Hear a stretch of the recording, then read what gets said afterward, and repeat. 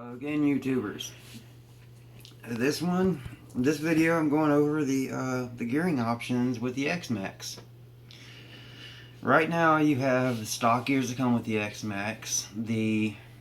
I'm laughing for a reason. The spiral cut hardened gears from Traxxas. The upgraded parts. And I'll get to that in a second and why I did that. And Kershaw has come out with some gears that they say are at least, I believe, 6 times harder than centered gears. Quickly, I'm going to go through basically what the centering process is, what a centered gear is. Basically, they take a mold and they put powdered metal down into this mold. And then they heat up not only do they heat up, but they apply extreme pressure they never melt the metal. Basically what happens is, if you've ever made a sandcastle, you've basically done the same thing as the centering process, but you didn't use heat. Or you used pressure, you didn't use heat. So basically, like I said, they use powdered metal. They put it in a mold.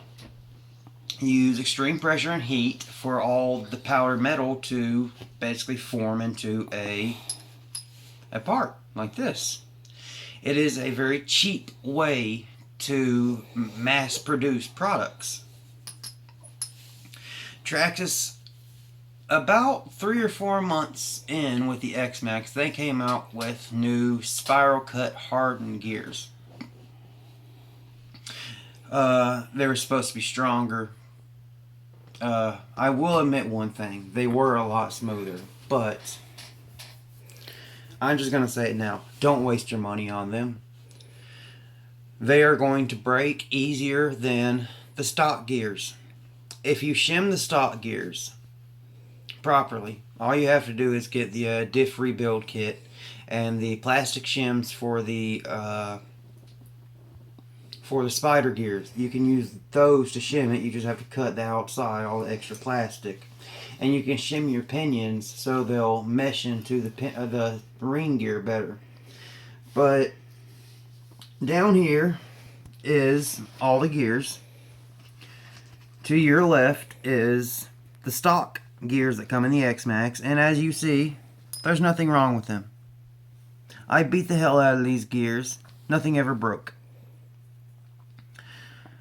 Well, I had added the Traxxas XLX ESC with the 2028 motor, 800 kV motor, and I'm running it on 6S with a 53 tooth pinion and a 50 tooth spur. The reason I did that, the higher, was to get rid of a lot of the low end torque, because that's what honestly seemed like what was breaking a lot of the parts, especially the differential parts. So first I'm going to show the ring gear. Well, actually no, first I just show the pinion gears. This one is from, okay, that's last night. This one is, there's cat hair on it because they've been sitting around. This I took apart last night. This one you can clearly see. There is a broken gear right there. And about 130 degrees around, there's a second broken gear. Well, tooth. See, not gear, tooth. So the spiral cut gears broke. I will admit, when I was doing this, I was beating on it pretty good. These are the front pinions. If anything, I would expect the rear pinions to break, or the rear gears.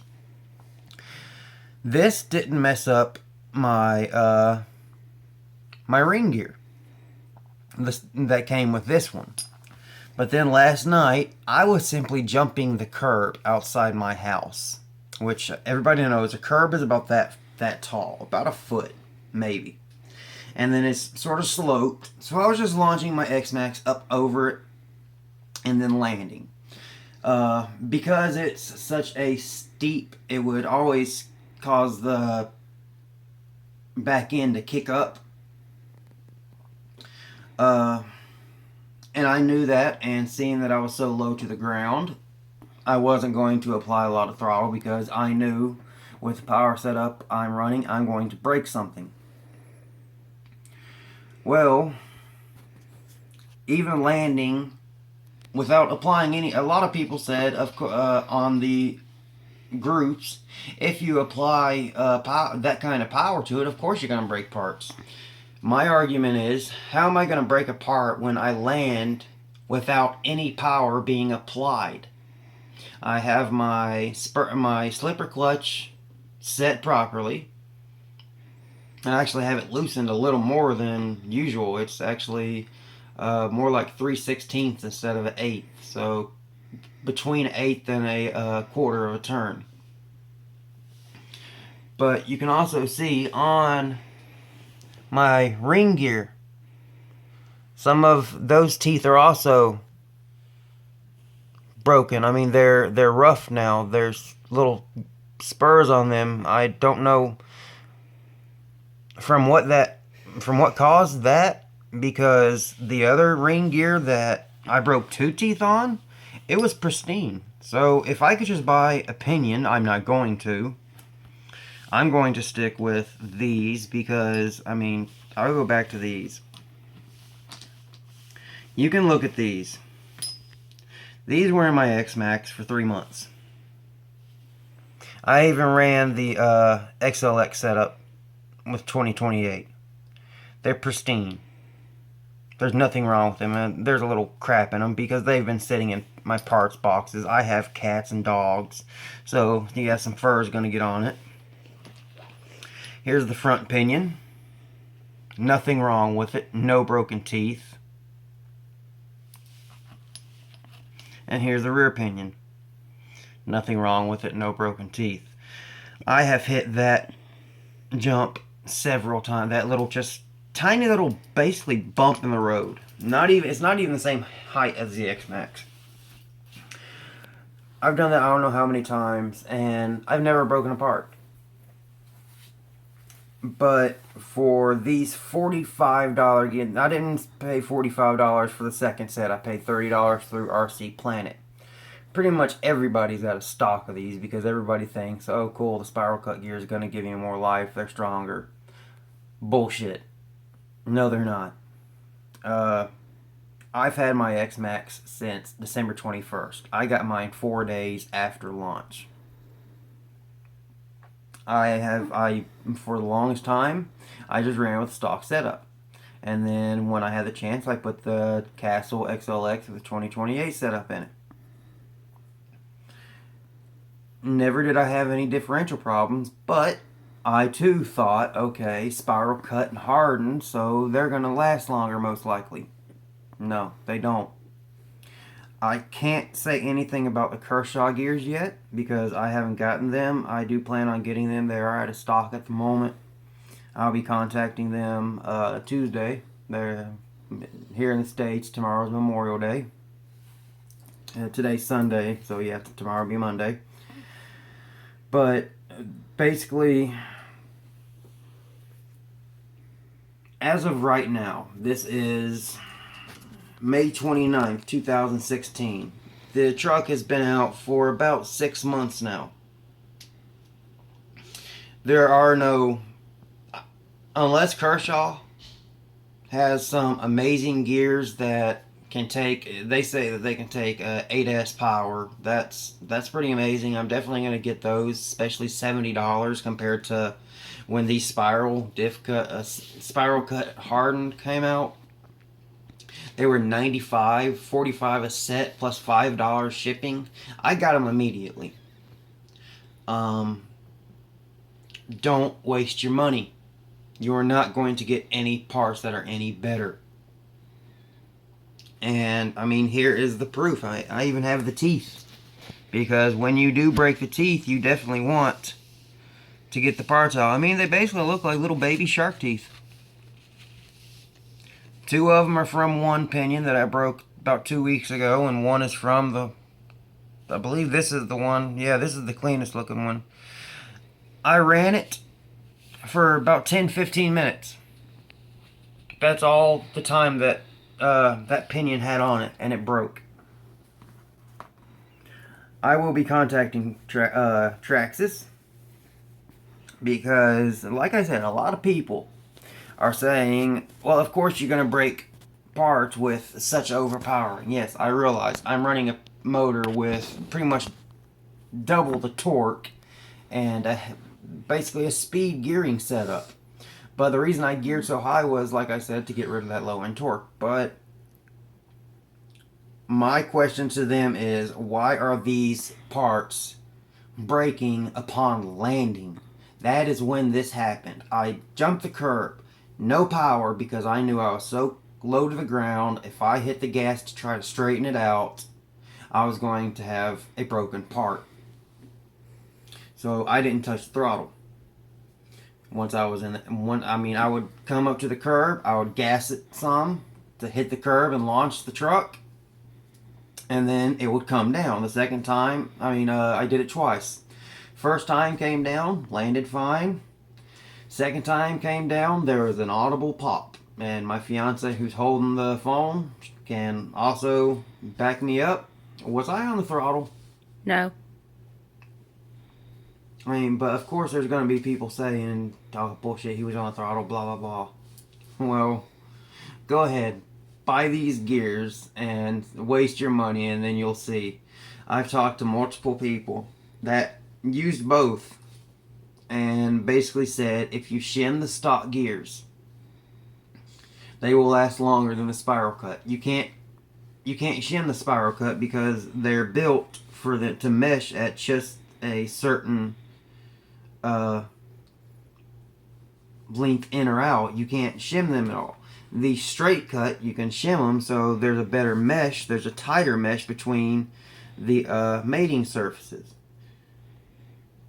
So basically that's what it is. Instead of it being way out here, when you shim it, it basically pushes the pinion into the ring gear a little further. That's what shimming does. If you want to learn more about that, you can look up how to shim a differential. With the X-Maxx, you can't shim the differential itself because it's in the bulkhead is formed for it to be in one spot.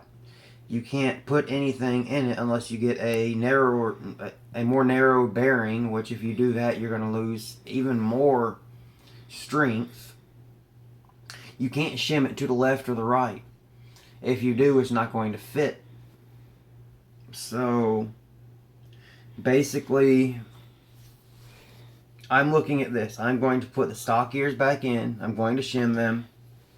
I don't beat the hell out of my X-Maxx. I treat it like what it is. It is a $2,500 vehicle right now. About, I believe, maybe $2,000 with everything I put into it. I'm not going to go out and continuously break parts. I know that with RC vehicles, you have to pay to play. I just recently bought, hell, I'll even get it. Just keep right there. I have a T-Maxx. I have a Rustler. Nitro Rustler.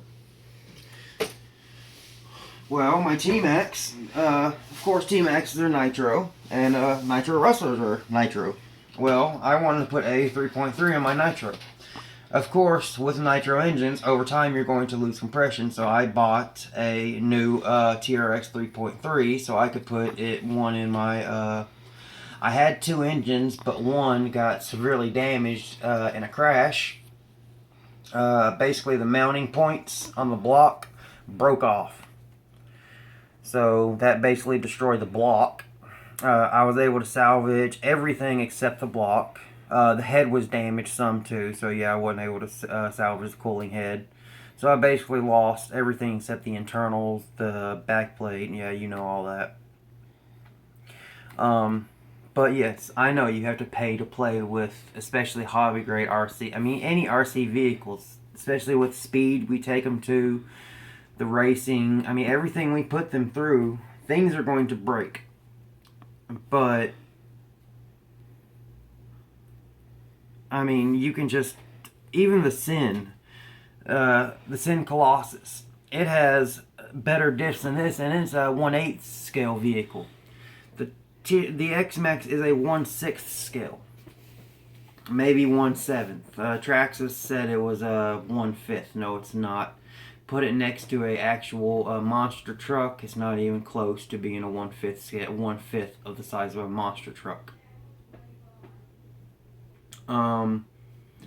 So that's basically it. Don't waste your money on spiral cut gears. I can't say anything about Kershaw gears because I haven't tried them yet. I'm going to try them when they get back in stock. I'm probably going to order them Tuesday. And I know they're out of stock, but I'll wait until they get in stock. And as soon as they get in stock, they'll ship some out to me because I'll basically have them pre-ordered. But I will no longer pay $30 for a set of gears when, hell, they're breaking just as easily as the stock gears, and the stock gears are $8. So you do the math. Do you want to spend $30 for gears that are going to break just as easily as the stock gears? Or would you like to basically deal with the fact that your differentials are going to break? Just load up on a shitload of ring gears and pinion gears, front and rear. That's basically what I'm going to do. I'm going to get a set. I'm going to get 5 for the front, 5 for the rear. Even though the rear hasn't broke once, it's always been the front. It broke twice now. So that's it. That's it for this video. Just don't waste your money on the spiral cut hardened gears. They're not worth it. So till next time, peace.